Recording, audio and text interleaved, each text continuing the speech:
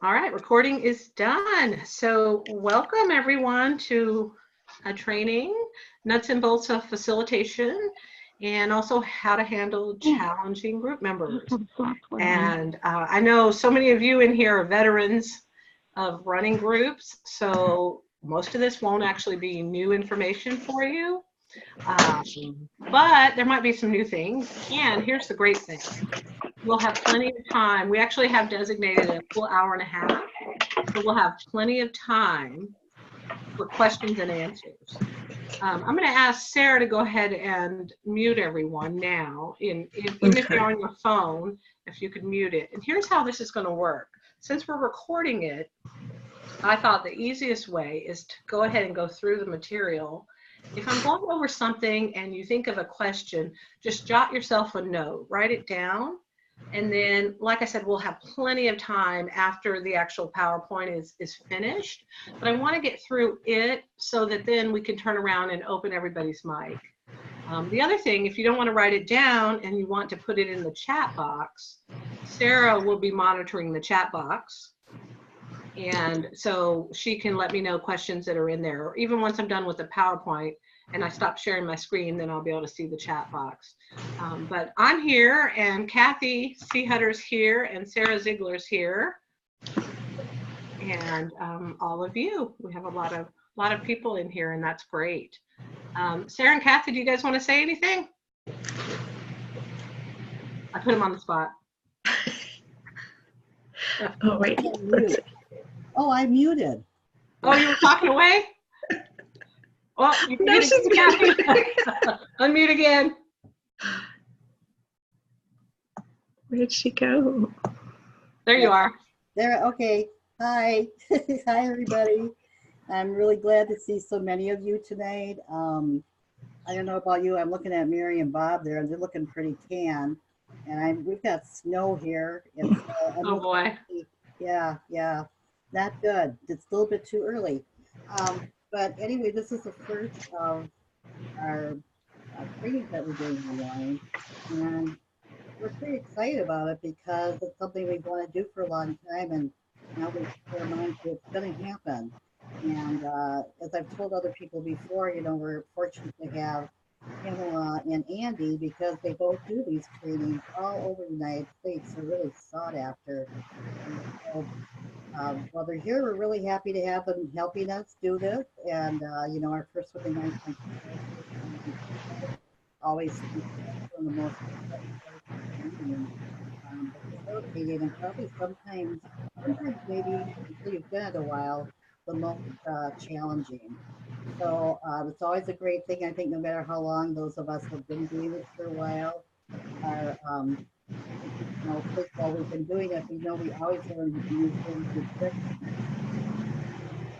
And, you know, it's great to have these little tricks of the trade from people that train like Pamela does. And so this is going to be wonderful. And this will be recorded, and we're going to be having this the first of many. In a couple of weeks, Andy's going to be doing one, and he'll be doing it on fundraising. And then I can't remember, is that a little bit later in December, Pamela? You'll be doing one that's suicide prevention training for chapter leaders. Right. We did one in Facebook a few weeks back that was, you know, it's just really such an important part of you know, our meetings, that these things have come up, and a lot of us have dealt with this, and it sure helps to have these little these different things that Pamela can share with us to help us if that situation arises. We hope it doesn't, but we like to be prepared. So looking forward to that one also. I think that'll be really important. And then we have one in January that will be on leadership, succession, and transition in January. And like I said, that's the first 4. We'll be doing more. We talked on another call with other ones we'll do as well, but these are our first part of it. So I'm so glad that so many are with us, and thank you, Pamela. Thank you, Kathy. And Sarah? Yeah, we are recording this tonight, so I will be posting this up on Facebook after probably sometime tomorrow, along with the PowerPoint slides. and we'll also have it on the leadership site for you.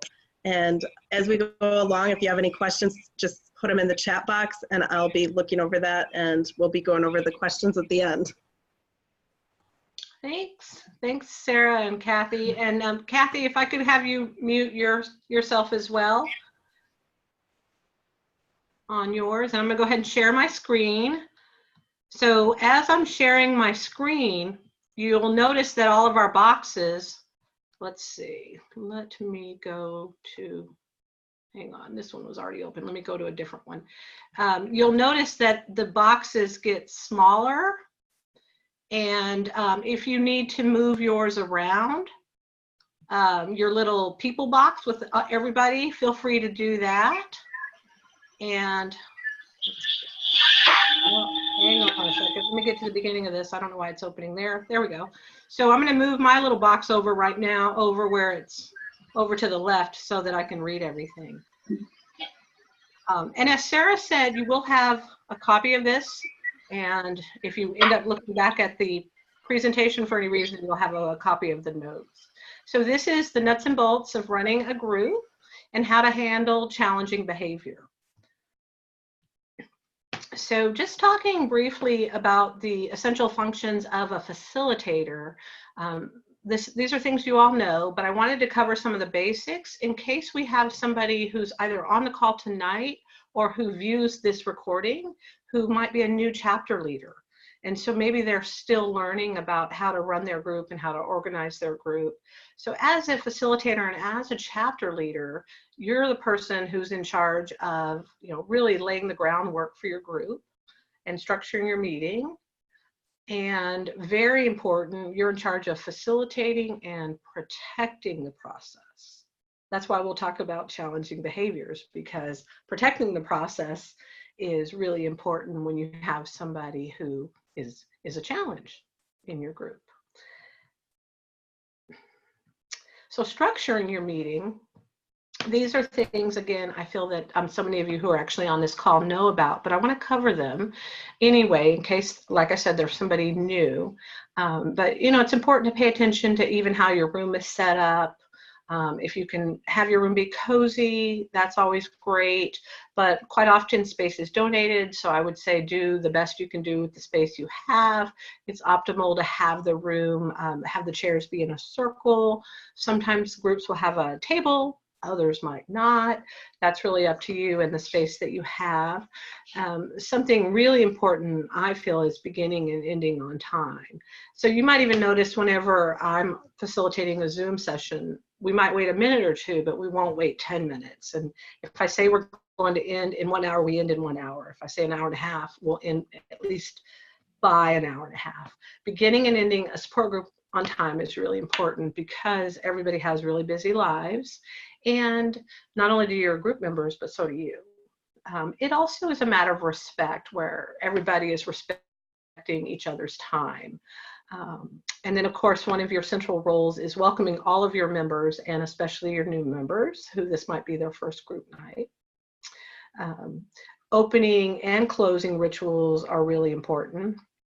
And I'll talk a little bit about a couple of ones that I've used that I really enjoy using. I'll also go into great detail about ground rules or guidelines, which all of you, again, know about, but this is key to handling challenging behaviors. And then your go around, which is basically where you say your name and who you're there in memory of, or who died, or however you'd like to fashion that with your group. That's individual depending on the group. But people count on that go around. So make sure you always do your go around. And then open it up for general discussion. We'll talk a little bit about that, and then the closing. So that's just overall structuring your meeting.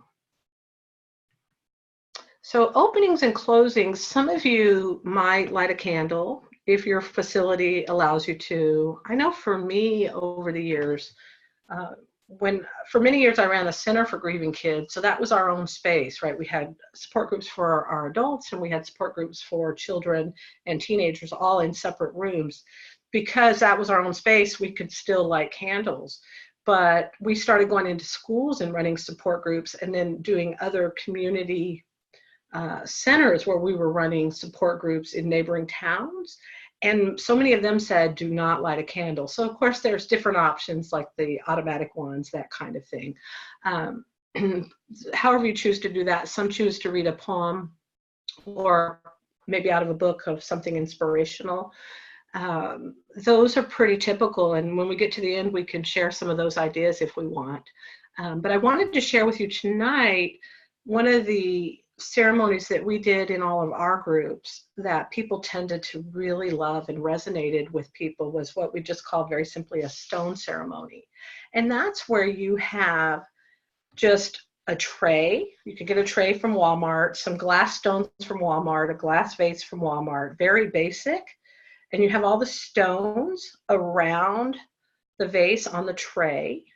And here's the great thing. Your group members can say, they can drop a stone in for the person who died or in memory of somebody. Part 2 of that is they can drop a stone in for somebody who's living, who might be having a tough time. And that is powerful because as grievers, we get accustomed to dropping a stone in memory of somebody. Like for me, I would drop a stone in for my daughter, Megan, who died, but I would also drop a stone in for my husband who's living, who's really struggling. And in a way, I felt like I was doing something for him, you know, and he wasn't there necessarily every time in group, right? Certainly not in groups I was leading, he was never a part of. But anytime you have a group where your group members can also drop in a stone for each other, for example. I'm not kidding you. I had groups where every group member was dropping it in for each other after dropping it in for the person who they were there in memory of. So that's really powerful. And once all of your stones that are on the tray end up in the glass jar, then you just empty them out again and start over. So I also never put any limits. If there was more than one person who had died, put in a stone for that person. If there was more than one person who was alive and who was really having a hard time, feel free to put in stones for them as well, because when you think about it, people coming to your groups, if they're meeting, most groups meet once a month, you know, they might have waited all month to be there with you. And so that time is really sacred. So if you have any questions about that, I'll answer those when we get to the end. So in terms of facilitating, again, I feel in a lot of ways like I'm, you know, talking to all these seasoned people, but I'm going to still go ahead and go through, and maybe you might learn something new tonight that you haven't thought of, or maybe I'll say it in a different way that you haven't considered. But with facilitating, to facilitate really means to guide or help or ease. And when you're facilitating a group, yes, you're in charge of it. But the idea of facilitating versus leading, when you lead a group, then the group members aren't in charge of it. The leader's in charge of it. And even though all of you have the name of chapter leader, in reality with facilitating, you're allowing your groups to set the tone of their group. And I know that all of you are doing that because I hear such great things, you know, feedback. But a lot of times if people aren't as accustomed to the idea of facilitating, they might think as a chapter leader or a leader of their group that it's their job to add a lot of what we call content. But in reality, as a facilitator, you're looking over the process, and all of the people who are attending provide the content. And so that's not to say that you don't share on occasion.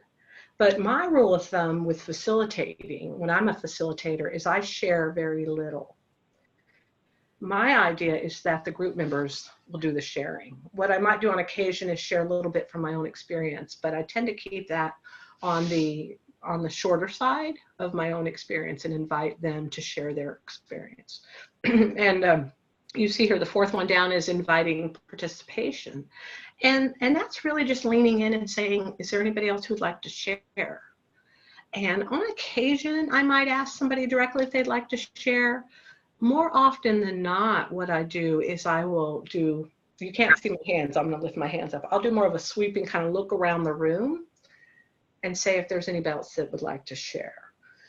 I tend to give it time before directly inviting somebody to share, because I find that it takes, number one, it takes really a lot of courage to first attend group. And then on top of courage to attend group, it takes courage to actually sit in the room for an hour or an hour and a half. And then on top of that, it takes courage to actually speak. So I tend to not directly invite people to participate, at least not the first or second time, but I'll look at them as I'm looking around the room. So we might get some questions on that. And let me say, that's a style choice. There's not really a right or wrong there. That's a style choice. So some of you might look to your group members who aren't speaking, and you might say, would you like to say something, Marilyn? Just for me, I prefer to not ask them directly. But again, it's a style choice. Handling silence. So that can be really uncomfortable. If you have a co-facilitator in there and there's silence, I might just let me tell you a couple different things that I do with silence. First of all, I try to honor silence. So I'll allow silence to be there for a few seconds, but not typically a few minutes, because other people start getting uncomfortable. Couple of tactics that I take with silence is I'll say, is there anybody else in the group who has anything on their mind, or anything you've been thinking about that you've been waiting to talk to the group about? Or I might bring up a topic, for example, with the holidays coming, I might say, I'm wondering how all of you are doing with the holidays coming. In what ways have your plans changed? Or do you have some new family traditions? Those type of questions related to the holidays, just because that's this time of year. If there is still silence, which can happen, you know that, right? It can happen. If there's still silence, then what I would do is turn to my co-facilitator and maybe ask my co-facilitator a question, and we'll start having a bit of a conversation, and then using other opportunities to invite group members in. I don't know about all of you. I find that most adults who have been waiting to come to group all month are very talkative. So I don't find that there's necessarily a lot of silence. Where there might be a lot of silence is if you only have 2 or 3 members, and 1 or 2 of them, normally maybe you have more coming at night, but say this particular night you only have 2 or 3 come, and maybe 1 or 2 of them are new. But usually once the group is pretty cohesive, people tend to be pretty talkative. At least that's my experience. Let's see, looking at here, asking open-ended questions is always good. Asking somebody if they'd like to share more. Is there anything else about that you'd like to tell us? If you ask questions that are closed or yes or no, you're not encouraging people to share. So I like those open-ended questions. Something I'll use is, I'm wondering if there's anything else you'd like to share with the group about that. I use that quite a bit. And let's see, going along here, breaking taboos. So what am I referring to here when I'm talking about breaking taboos? Breaking taboos in a support group setting is basically saying, as long as we're following our guidelines and we're all respecting each other, we can have those hard conversations that you don't get to have out there, right? We can talk about really tough stuff. We can, if it's been 5 years and we're feeling the way we're feeling, we can say that out loud, right? Because John Q. Public, 5 years, what do you mean you're still in pain? What do you mean, you still feel like crying every day? In a support group, we get to have all of these conversations in a really safe place where people lean into our pain. And that's just such an important part of group, that we're able to do that. And when we have time for questions and discussion, we'll talk about some other taboos that might come up. I do a lot of trainings. Well, I'll bring up one now. I do a lot of trainings for people who are running support groups related to a suicide loss. And in a suicide loss, or also an overdose loss, there's a lot of taboos and a lot of stigma and shame attached.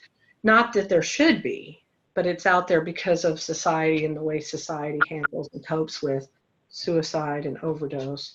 And a support group is a great place to be able to talk about those things. I really see compassionate friends being able to offer, and many of you know that I've been involved with compassionate friends in my community for many years. And one of the gifts that compassionate friends groups give is that nobody is judging how you're grieving or how long you're grieving or anything about what it's like to be you. And you really have people that care and understand. And that's just so important. And kind of moving along here with modeling good communication and active listening. Basically, active listening is one of the best things I've ever learned. I use active listening whether I'm running a support group or in a situation where I'm not sure what to say, or in a situation where I want somebody to explain more or tell me more. Active listening is essentially just paraphrasing what someone has said to you. And so if Kathy were to say to me, well, I was going to use an example. I'll wait until we open it up for discussion, and then Kathy and I can be talking, and I'll actually model some active listening if you'd like, but it's really powerful. I find that in a group setting, I can sit and run a group for an hour and a half, and I don't actually have to ask any questions. All I do is reflect back just a little bit of what somebody's saying to me, and then they can expand the conversation. One of the beautiful things about active listening and not asking questions, when you ask a question, you actually are in charge then of the direction of the conversation when you ask the question. When you reflect and just active listen and give them a little bit of what they said back without changing the meaning in any way, they're in charge of the direction of the conversation. Think about it for a minute. Have you ever been in the middle of telling somebody something and they asked you a question to find out more? You ended up telling them something that you might not have told them. And what you wanted to tell them didn't get told in that moment. And it's just a great way to facilitate a group. I find that this also works if you end up on a group night where you have like over 20 people, you know, you have a ton of people in there, and maybe you don't have a co-facilitator that night. If you're just doing some reflecting and allowing the group to ask each other questions and have a conversation, you're still protecting the process and facilitating, but they're doing the conversation. Reflecting and summarizing, these are two great ways, especially if you have a new group or quite a few new group members. Reflecting what you see and summarizing some similarities can create group cohesion. And a lot of the groups that I've been a part of, people really appreciate that when some of the commonalities are pointed out, but not directly to them. It's more along the lines of saying, you know, some of us in here have had a son die, some of us in here have had a daughter die, some of us have had a grandchild die, where you're summarizing who's in the group. Same thing with reflecting. You reflect back to the group. Some of you have created new traditions with the holidays, but for others of you, it's still too soon. You're not there yet. You're not ready. So those are some examples of facilitating. Okay. So the importance of, I'll be curious when we have, I'm going to pull this out to keep an eye on the time. I'll be curious when we have discussion, how many of you call them ground rules and how many of you call them rules and how many of you call them guidelines. I used to call them ground rules, but through the years I've changed it to guidelines. I don't know why. I think it just sounds a little more gentle. But sometimes when you're dealing with people with difficult behaviors, you know, the word rule is good. It just depends. So it's kind of nice to use it interchangeably. But your ground rules or your guidelines help keep your group safe. And they are your roadmap when somebody starts getting out of line. Sometimes it's intentional, sometimes it's not. I'll talk a little bit about that. For the most part, I find that group members are well-meaning, but ever so often you get somebody that wants to take over your group, and this is where you have to go back to your ground rules. I am a strong believer that you go over your ground rules at the beginning of every group without fail. Even if you've had the same 10 group members for the last 2 years, same 10 group members, you still pull out that sheet and go over them. And the way I do it is I have a copy available for group members. So if I have a coffee table, it's sitting there. If I have don't have a coffee table, it might be sitting in a side table when they come in. But I will literally take my little paper and I'll go through them all. And this is even if everybody in the group is friends and everybody knows each other, I'll still just go over every guideline. The reason that's important is because when you have something come up, like somebody who is interrupting a lot or side talking a lot, you're going to go back to your ground rules. And if you haven't read them for that month, it's harder to introduce them. Remember, we have these guidelines. So let me go ahead to this next page. You, I'm sure, already have your guidelines, and I know Compassionate Friends has some recommendations. Here's some that I've used, and you're welcome to use any of these or adapt them in any way you'd like. But of course, confidentiality, what's said in group stays in group. Now for my groups, your groups could be a little different. I would break confidentiality if somebody told me they were suicidal or thinking of hurting themselves, or in any way talking about they're going to hurt somebody else or somebody's hurting them. That would be my 3 exceptions to confidentiality. But what I would do is I would actually say that, and I had those written out in my rules, like the 3 times that I would break confidentiality if you're going to harm yourself, if you're harming someone else, or someone's harming you. And when we actually talk about, if you happen to attend the chapter training where I talk about what do you do if somebody in your group expresses suicidal ideation, I'll go into more detail about that. Another one, of course, you have the option to pass. I can't say enough about this particular guideline. The reason why you have the option to pass, to me, is so important. It's back to that idea about how much courage it takes to actually walk through those doors. And if you tell people, you don't have to talk tonight if you don't feel like talking, there's so much really power and acceptance in that.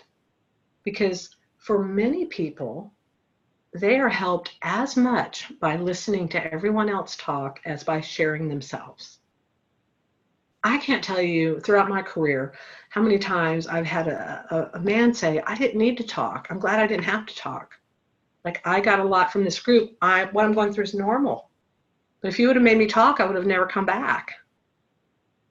Right? Which also goes back to why I will say, anyone else like to share? And I'll look around at the whole room, but I won't necessarily ask somebody directly, because I've just had too many people tell me they're getting their needs met from just being in the room, listening to others.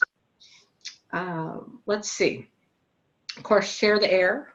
The reason I like share the air is because people remember that. Share the air. Don't be the only person talking.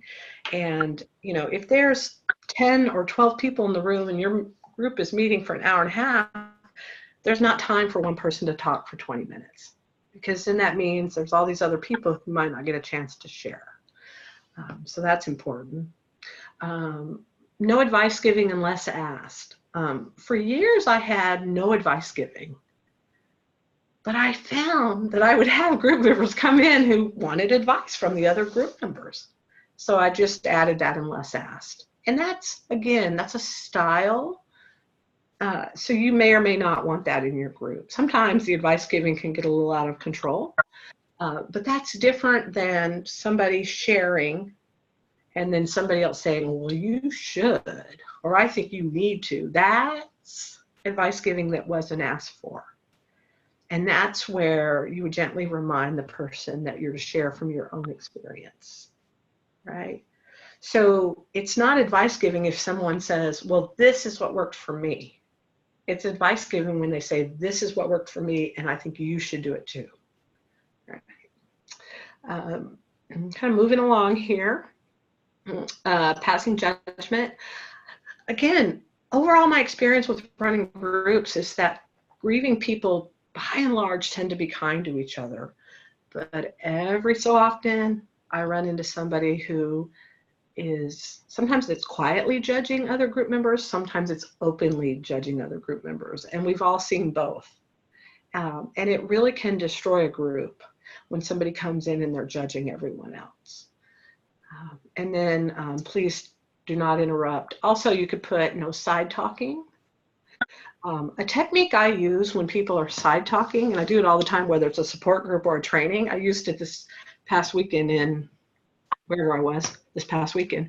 I was doing a training, and a couple of the trainees were talking, and instead of saying, remember, no side talking, I said to another trainee who was asking a question, I'm having trouble hearing you. Can you repeat that question? And the ones who were side talking, oh, they stopped side talking.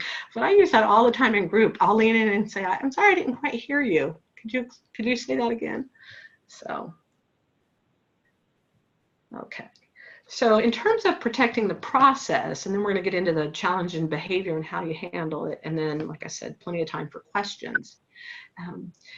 As chapter leader, as the person running the group, you are in charge of protecting your group members. And creating a safe space are all these things we've been talking about. It's going over your group rules.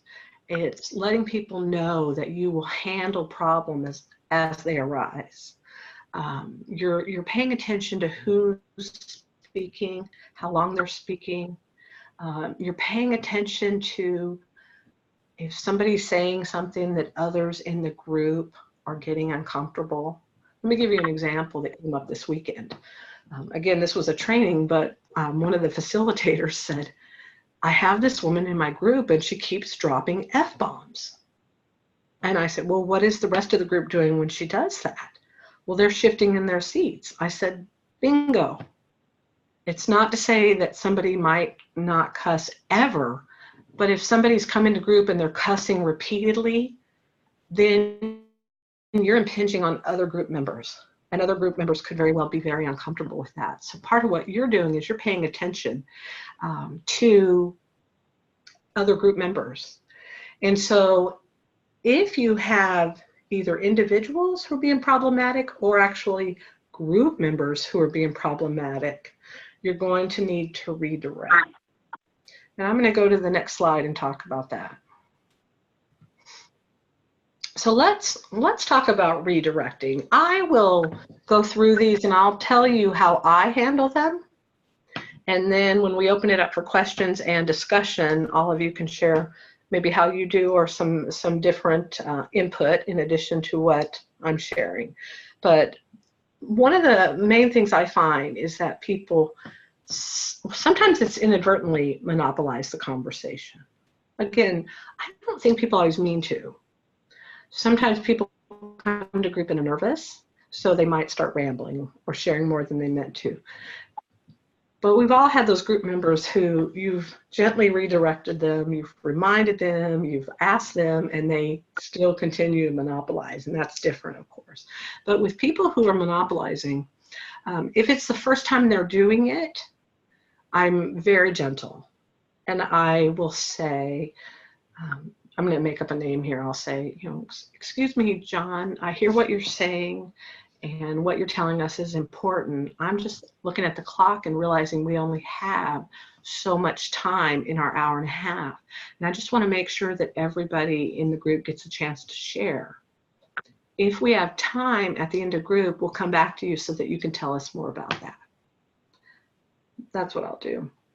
If I have somebody who every time somebody else starts talking, they add to the conversation and then what I call steal the floor, And I can't see everybody's faces, but you guys know who I'm talking about. So we've all had groups like that. If I have somebody where I've already gently redirected them more than one time, I'll say, John, just a reminder about our group guidelines. Just a reminder about sharing the air. So, and then I'll go, okay, Valerie, what were you saying? So I'll talk to John. And I do a lot with my hands in life in general. I do a lot with my hands. But when I'm directing traffic in group, I tend to notice that my hands come into play quite a bit. So I'll say, John, I didn't get to hear what Valerie was saying. So I'd really like to hear what Valerie was saying. Which, by the way, this also works for interrupting. The key here is I try to keep my approach and my tone gentle and kind. Because again, for me, I tend to think that everybody who's at group is not only really hurting, but they've worked up a lot of courage to be there. So I like to have that in the back of my mind. So my approach is very much how I'm talking about right now. So with monopolizing, you want to, if it's somebody who does it routinely, you just want to nip it in the bud.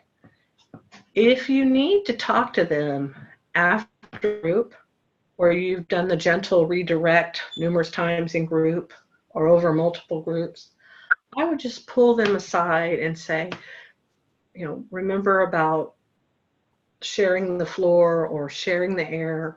Remember that that's one of our important ground rules. And is it possible that you would like to maybe, in addition to coming to group, is there somebody that you would maybe like to talk to one-on-one? So maybe you need an hour, maybe you need an hour and a half, and I want to honor that for you. So that's where I would offer some other resources in addition to group. Okay. As far as advice giving, I would go back to the ground rules and say, John, I just want to stop you for a moment and remind you. I might even say this is a gentle reminder that advice giving in the group is not acceptable unless somebody has asked you for advice. On occasion, I've had people who were very insistent on giving somebody advice. And that's where if they're very insistent, then I might sit up a little more straight, lean into them and say, rule or guideline number 5 right here, no advice giving. And just a reminder, and then I'll go back to the person who was talking. Okay, so I don't give that person a lot of time, especially if I've asked them in the past and they keep doing it.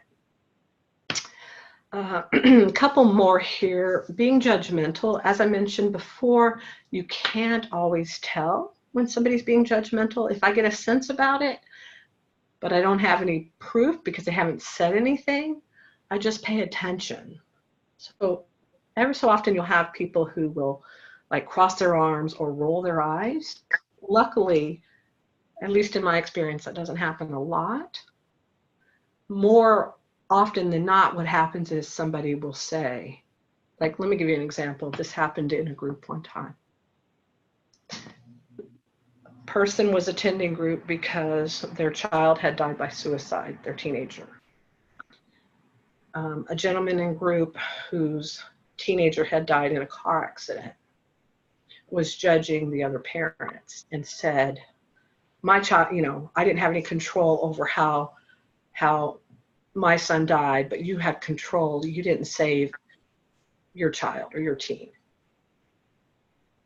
The oxygen left the room. Everybody, including me, was holding their breath. But I remembered I'm the facilitator. So I took a deep breath.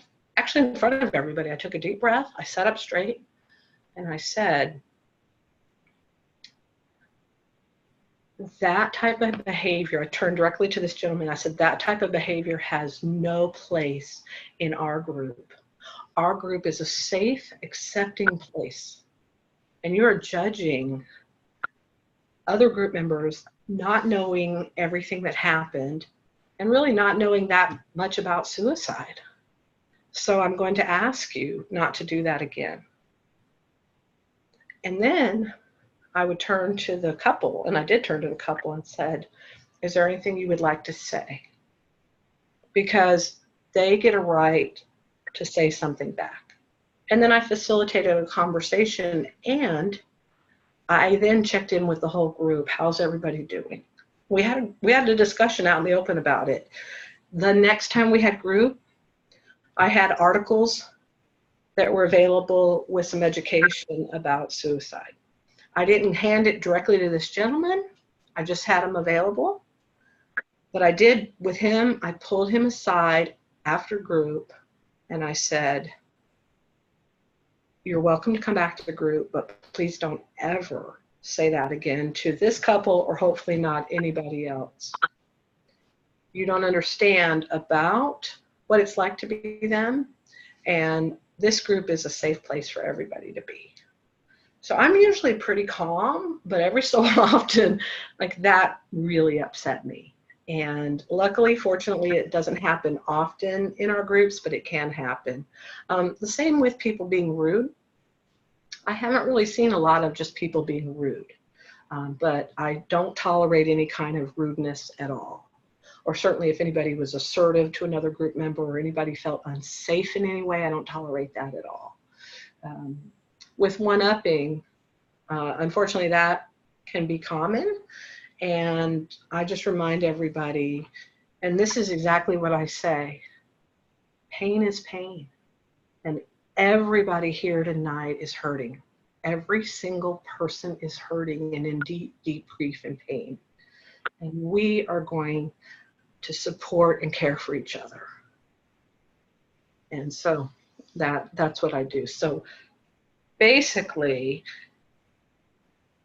I don't know if you've noticed, but I really handle the problems in a similar way where I go back to those guidelines and gently point out, unless it's not warranted to be gentle, but I try to just stay really calm and very gently point out, you know, the group guidelines. And I try to always validate what the person is saying, who is talking that I'm redirecting. I try, unless they're being rude, but if they're just talking and they're in pain as well, I want to validate what they're saying. But then I want to go back to the other person who was talking and give them the opportunity to continue talking.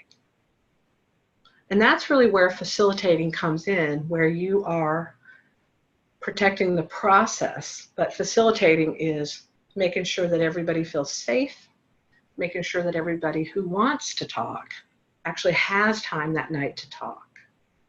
And kind of a benchmark I use there is if I had an hour and a half and I had, you know, a certain amount of people, I would mentally go, okay, everybody has 10 minutes. And then I would sort of keep track of that. Not an exact science, but I wanted to make sure that somebody didn't come after waiting all month and not have a chance to talk. Or what about the people who drive a long distance to get to you? I had people that would drive over an hour to make it to our group.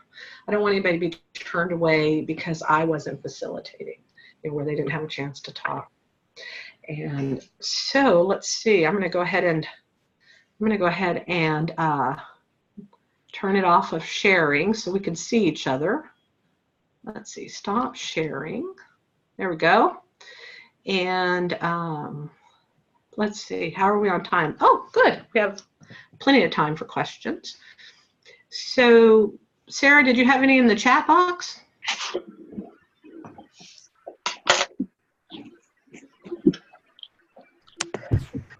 I did not have any on the chat box, but Okay. I just unmuted everybody. So if anybody had a question, they could probably, should be able to talk now. Yeah. Questions or comments or similar situations, how you've handled them? I see some smiles there where people, we've all had those group members, haven't we? We have it's a shame that not too many new leaders are on it's wonderful training. But we do have a situation in our group. We have a large group in Katy, Texas. And we have a bereaved parent who regularly, I wouldn't say disrupt, but yes, in a way kind of disrupt the meetings. And it's very difficult to to get a handle on it. We've tried all kinds of different things, from trying to make her part of, help me, you're a bereaved parent, help me help the other parents by just listening. Listening is such a good skill to have. Ghislaine, do you mind telling us what her behavior is? She just she talks about her situation. She's a seasoned bereaved parent, and she talks about her situation, and then starts talking about other things that have nothing to do with why we're there. Okay. And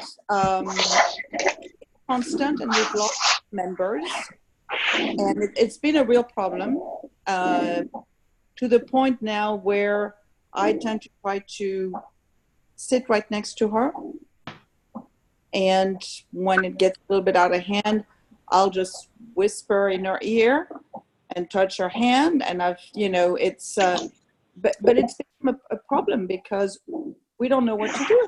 And I listen to everything you said, and they're excellent, and we've tried to do that.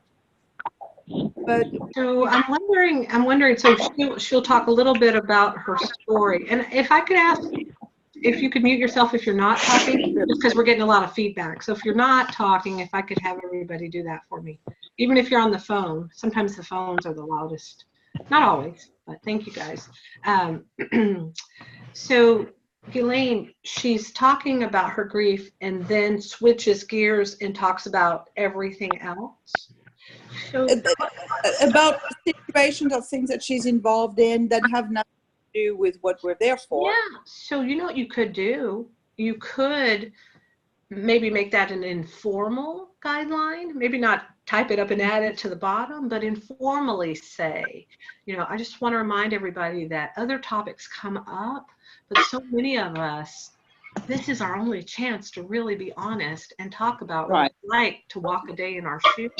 So if it gets off topic from our grief related stories or talking about our person, let's bring it back. And here's what I've done is I've said, and if you start doing that, don't be surprised if I redirect you. Just tell the whole group, because a couple of things that'll happen when you say that, and then when you do it, is the other group members sort of sigh, a breath of relief. Right, because when she starts talking, you can tell everybody goes, oh my God. Oh no, here we go. Yeah. And so, it's painful. And I have been sometimes at the point where, and the last thing you want to do is to be rude with anyone, but you cannot keep losing people. And so. Right. So you want to protect your whole group? So, right. So I would, the next time when she's in group, I would say, I just want to remind everybody, this is a grief group. And this is very specific to us being able to share our stories and our pains and things that come up related to our losses. And so if you start sharing off topic, I'm going to interrupt you and turn it over to somebody else. Okay. And actually say, I'm going to interrupt you. Yeah, I think that's what we don't say, and I think that's great. So I will. And then do it. And then most people will chuckle, and that's okay. If you're like, remember I said I would interrupt. Okay. And and by the way, look at this. I do this. Like, time out. See that? I use my hands a lot. Time out. Just a reminder what I said. I'm going to redirect us back. That's great. Normalize it by saying, we can talk about the rest of our life with most everybody else, but these topics are really personal and only all of you get it. I don't have other people who get it outside there. So for you as a group facilitator, it's my job to make sure that everybody has a chance to talk about their pain and what's going on. Yeah. Thank you. That's great. Thank you. Sure. Other questions or comments? Techniques that you use?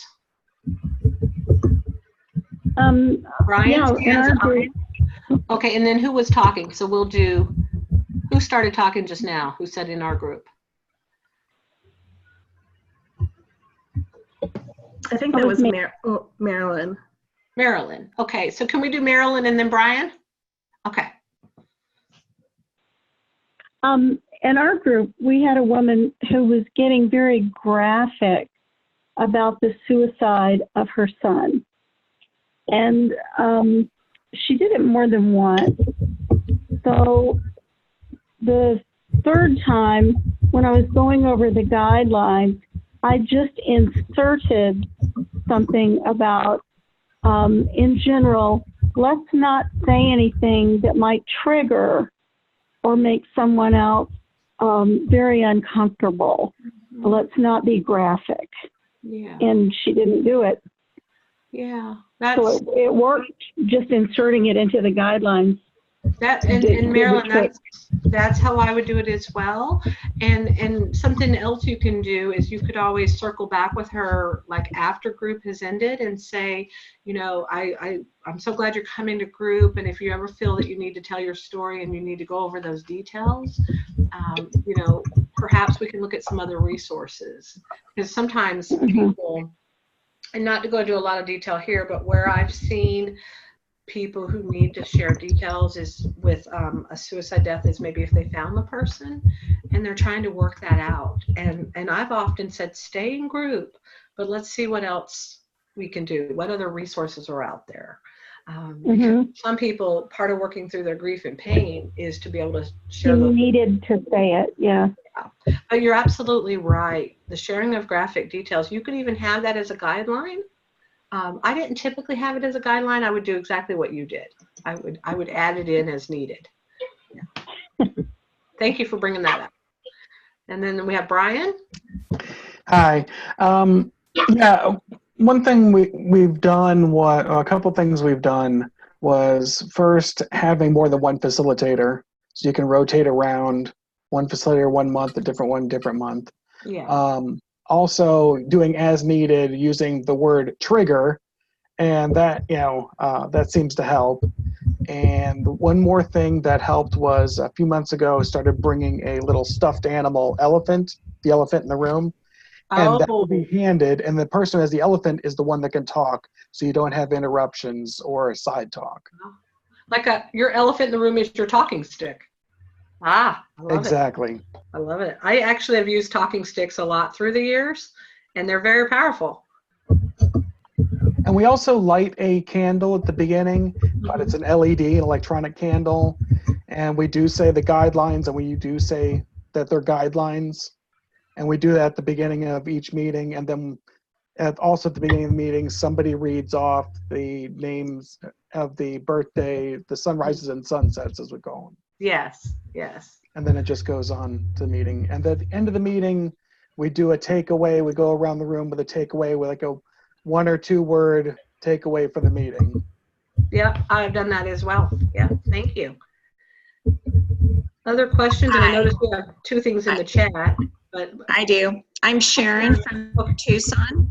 Hi, Sharon. And this is my first time coming into the leadership training online. I've done the national conferences, but I really like your wording for reminding that we're here to discuss and talk about our grief, because we have a gentleman who, unfortunately for him, has a mentally ill wife on top of it who is not the mom of his daughter.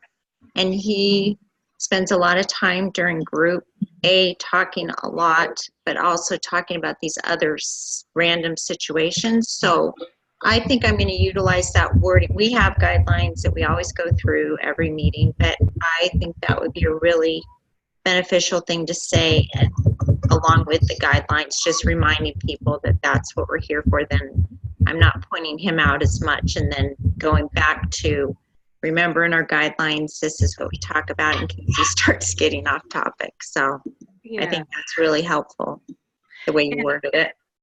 Great. I'm glad to hear that. And another thing that I've done, and you guys may or may not do this, but I'll have a list of other support groups, and I'll have it on a paper.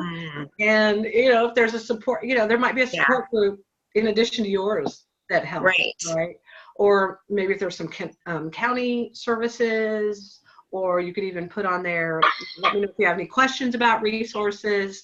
I find that having information available as it relates to the group is a nice kind of non-invasive way to get your point across sometimes. So I'll actually go, oh, this came up. Well, I'm going to go find something and print it. Okay. The next time they come, there's this new little paper there. So. Could I also ask an off-topic question with challenging people? Early on when I was a facilitator, and it was, I don't know if it's a holiday or during the summer and everyone leaves Arizona, but there was only 2 of us there to run the meeting. And a new woman came in and she was obviously intoxicated. And neither of us who were facilitating that night are very in your face kind of people. So we just kind of powwowed before, trying to figure out how to deal with her if she got out of hand. Fortunately, she was okay, but there, I was very tense and nervous, and I'm, how do we handle, and she was brand new to the group as well. So, and she hasn't been back, which is fine, but, has anyone else had experience with that type of situation, or how have they handled it? Do you ask them to leave? What do you do? There's a couple of ways, and I'll give you my answer, and then we can open it up to others.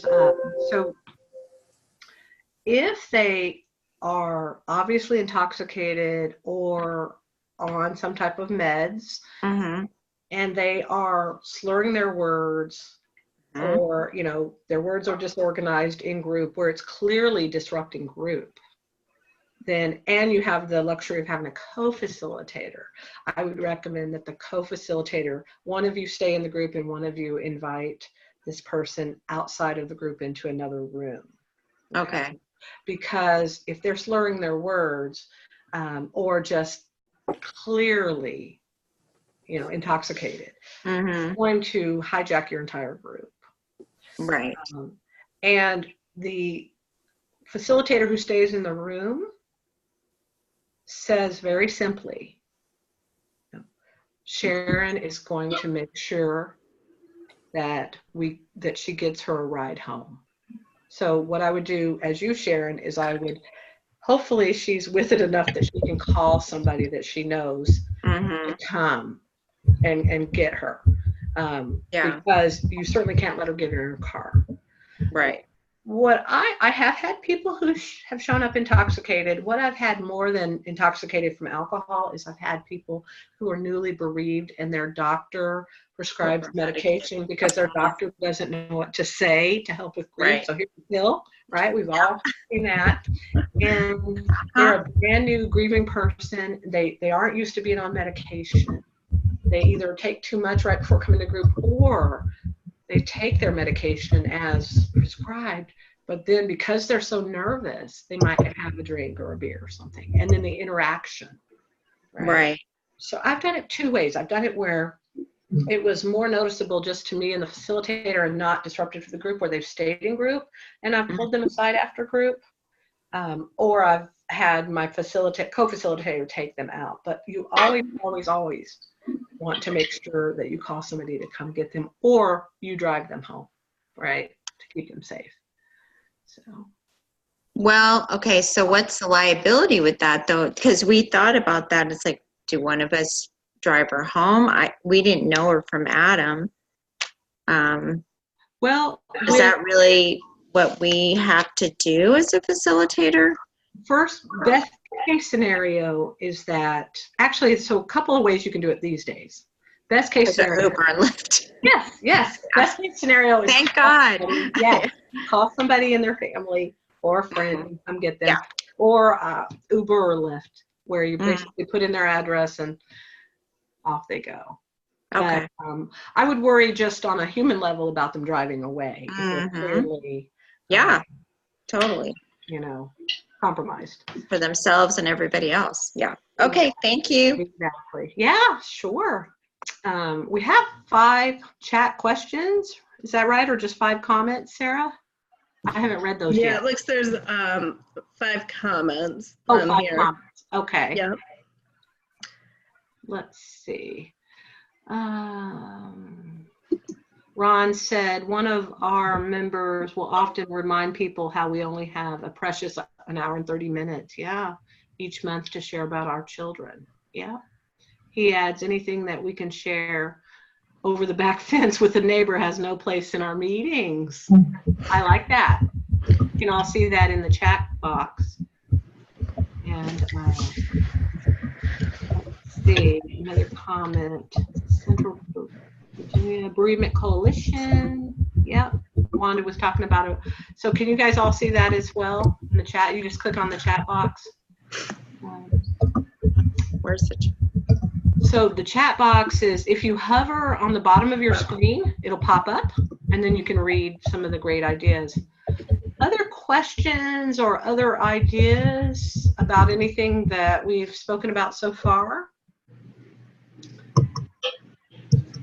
We have the time. We actually blocked an hour and a half, but we do realize it's already been an hour. So if some of you have to leave, we do understand.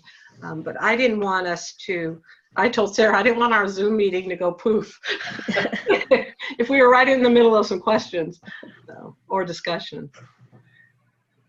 Anybody else? Oh, let's see. Deanna says, I have a question. Let me scooch this over to read it. We had a father who was very angry and blamed his child's death on the babysitter. He stated that he had sat in front of her house with a gun.